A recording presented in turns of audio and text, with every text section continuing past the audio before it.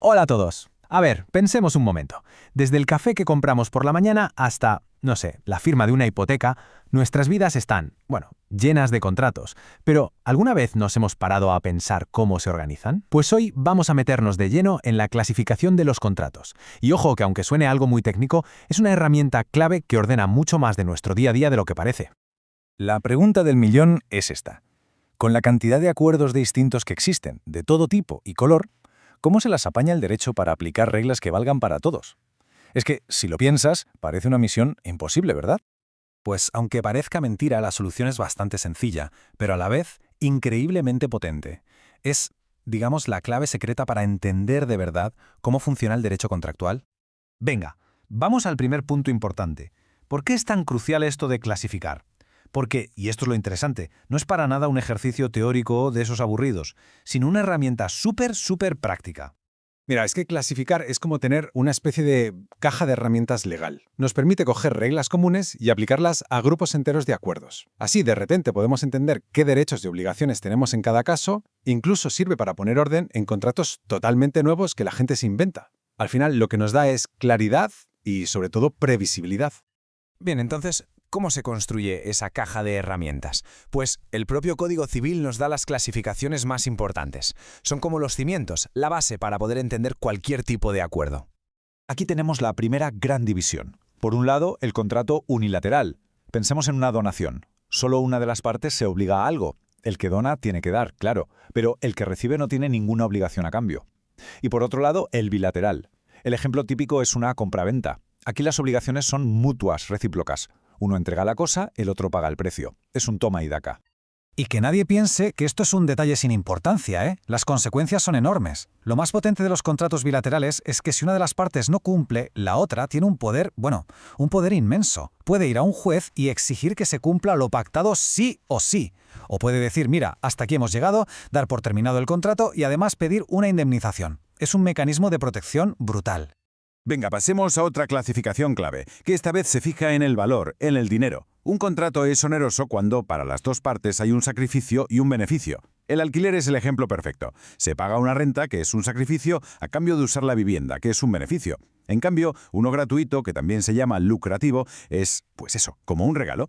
Una de las partes recibe un beneficio, se enriquece, sin dar absolutamente nada a cambio. Y de nuevo, esto no es solo teoría, las implicaciones son muy del día a día. Para empezar, Hacienda no los trata igual, los impuestos son distintos. Además, los contratos gratuitos como las donaciones a veces se pueden echar para atrás, por ejemplo, por una causa como la ingratitud. Y otro detalle, por lo general se hacen pensando en una persona muy concreta, algo que no suele pasar en los onerosos, que son más impersonales. Bueno, y ahora nos vamos a meter en una subcategoría de los contratos onerosos que es, de verdad, fascinante. Una donde los protagonistas son el azar, la incertidumbre, la suerte. Estamos hablando de los contratos aleatorios. La clave está en la propia palabra. Alea viene del latín y significa suerte. Y es que en estos contratos, la ganancia o la pérdida para una de las partes, o incluso para las dos, depende de que pase algo que es totalmente incierto. Es, literalmente, una apuesta hecha contrato. Esta cita lo explica de una forma, maravillosa. La idea es esa. Se trata de comprar una esperanza. De pagar por algo que a lo mejor, quién sabe, nunca llega a existir. El ejemplo clásico para entender esto es la compra de esperanza. Imaginemos la situación. Se paga hoy un precio fijo, cerrado, por toda la cosecha de naranjas del año que viene. Si resulta que es un año increíble y hay una cosecha espectacular, el comprador ha triunfado. Pero ¿y si cae una helada y lo destruye todo? Pues el comprador pierde todo su dinero, pero ojo, el vendedor se queda con el precio que ya le pagaron. Es asumir un riesgo enorme a cambio de una posible recompensa también enorme. Y esto, claro, es justo lo contrario de los contratos conmutativos, que son la otra cara de la moneda dentro de los onerosos.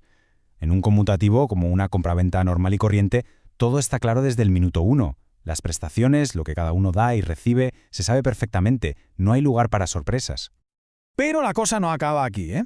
Hay otras clasificaciones más rápidas de ver, pero también súper útiles para terminar de entender la naturaleza de cualquier acuerdo. Por ejemplo, esta. Los contratos principales, como un préstamo, tienen vida propia, existen por sí mismos. En cambio, los accesorios, como una fianza o una hipoteca, necesitan a un principal para existir. Su única función es garantizarlo. Dicho de otra forma, si no hay deuda que pagar, no tiene sentido que exista una hipoteca. También podemos distinguir entre contratos nominados o típicos, que son los que la ley conoce, les pone un nombre y los regula, como la compraventa o el arrendamiento. Y luego están los innominados o atípicos, que son los que se inventan las partes usando su libertad para contratar, siempre y cuando no se salten la ley, claro. Y ya por último, una diferencia que tiene que ver con el tiempo. Un contrato instantáneo se cumple y se acaba en un solo acto. Comprar algo en una tienda y pagarlo al momento, por ejemplo. En cambio, uno de tracto sucesivo despliega sus efectos a lo largo del tiempo. Un alquiler, que se paga mes a mes, una suscripción a Netflix, ese tipo de cosas. Entonces, la gran conclusión de todo esto es que clasificar un contrato no es un simple ejercicio académico, para nada. Saber en qué categoría encaja un acuerdo es fundamental. Nos dice qué derechos y obligaciones tenemos, cómo nos va a tratar Hacienda con los impuestos y, sobre todo, qué podemos hacer si algo sale mal. En resumen, lo que da es seguridad, orden y previsibilidad a nuestra vida económica. Y para terminar, vamos a dejar una pregunta en el aire.